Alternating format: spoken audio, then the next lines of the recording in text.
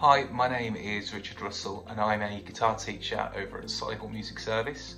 I predominantly teach one-to-one lessons in secondary schools. I also do a lot of whole class teaching to Year 4 students, and in recent times I've been working at a place called the Solihull Academy that specialises in children with SEMH needs and doing music over there with those guys. So I'm going to talk a little bit about what training I've received, what experiences I've had, and actually having the training, what it's done to me as a teacher and how it's improved just my general approach to teaching and dealing with young people. So my training was spread over the course of a year. There was some times where we'd have a full day's worth of training, and other times we'd have what we call twilight sessions, where it'd be a few hours and we'd get together and kind of work from there, discussing what we've been working on, how the things we've been learning in our sessions have had a knock-on effect into our teaching, or if we've been able to start integrating some of these things into our lessons. In hindsight, I'm really glad that the sessions were spread. It wasn't intensive. I'm glad it was spread over because it gave me time to kind of process the things we were talking about and learning about and the skills we're starting to pick up. But to be able to process those and actually put them into practice, it's almost like being given a new set of tools almost, especially some of the behavioural management skills that I was given, and these really come to fruition in my whole class lessons. I mean, I look back before my training, and if a child typically playing up or something like that, I'd automatically almost go to they're just misbehaving and trying to be disruptive to my session. But from the training I've had, the recognition that there's probably quite a few things that I'm not aware of that could be happening in school, at home, that lead to this kind of behaviour. So I think my first thing I'd really noticed was the recognition of behaviour and why those behaviours were happening, and maybe how to deal with them better. So that was the first thing that I was like, wow, that this is working. In my whole class settings. The impact I think these sessions have, this is mainly talking about when I started teaching over at the academy, of this again very specialised kind of setting. The initial impact is the regular attendance of the pupils. I was told from other members of staff that ex-students can rarely sit in a whole lesson for 15 minutes, but my session's going on for half an hour. I know we do music and it's very much one-on-one or small groups in these circumstances.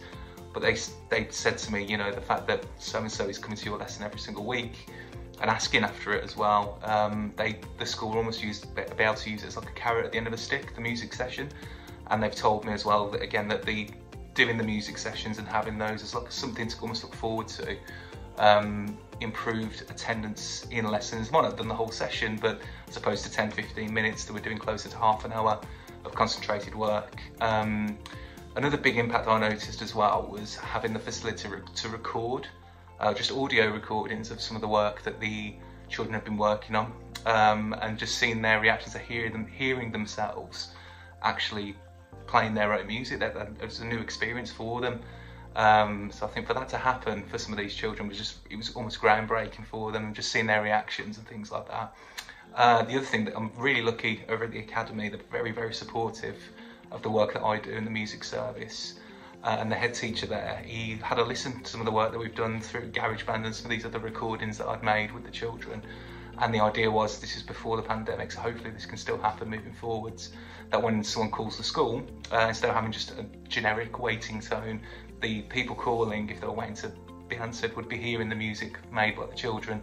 So little things like that, again, the support side of the school, absolutely brilliant. And again, for the kids to think, oh, people are hearing my work, big impact there as well.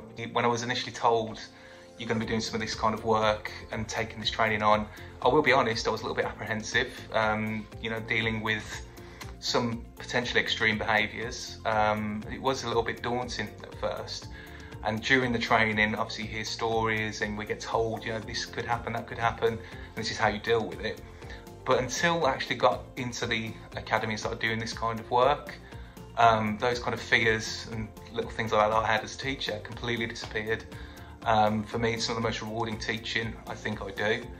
I look forward to the sessions, again working with the children as well. Don't get me wrong, there's some days where sessions haven't happened for whatever reason, or we've not quite where we wanted to be, but again, through the training, recognise it's not me, it's not a personal thing, it's probably something that's happened that I don't necessarily know about, and just being okay with that. And without that training being there, I don't think I would be comfortable enough to carry on with a session. I've had to cut sessions short sometimes, which through my training I was told sometimes that happens, and that's absolutely fine if it does. Probably just to round up a little bit, I would say there is not a stigma, but a little bit of caginess with regards to SEMH work. And I know it's not for everybody, but as a teacher who predominantly still does traditional whole class lessons, I say, and one-on-one lessons, the training I received, even though I do work in that particular setting, has had a massive knock-on effect to everything. Particularly my whole class, as I mentioned before, my whole class teaching, just the way I deal with classroom management now, my behaviour skills, recognition skills.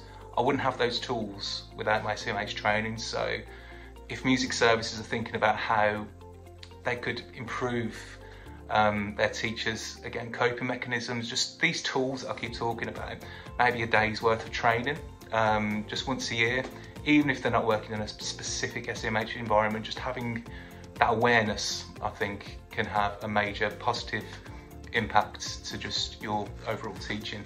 And I feel quite strongly about that because I've seen it for myself in action.